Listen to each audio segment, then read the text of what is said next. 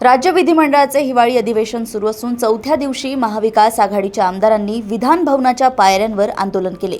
सुरुवातीला संविधान चौकातील डॉक्टर बाबासाहेब आंबेडकरांच्या पुतळ्याला माल्यार्पण केले। त्यानंतर तिथून महाविकास आघाडीचे आमदार सभागृहाच्या मुख्य प्रवेशद्वारातून विधान भवनात आले।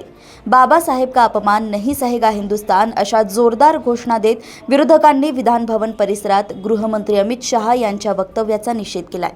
ती क्लिप ते बोलले होते की नव्हते की मागून कोणीतरी आवाज काढला होता हे सांगा मग। आणि बोलले नसतील तर माफी मागावी, बोलले असतील तरी माफी मागावी। पण एक प्रश्न हाच राहतो की माफी जरी मागितली तरी ही भूमिका जी आहे की भाजपची होती की नव्हती, भाजपच्या मनात होतं की नव्हतं हे भाजपने स्पष्ट करावं, कारण त्यांच्या मनात जे होतं ते पोटात आलेलं।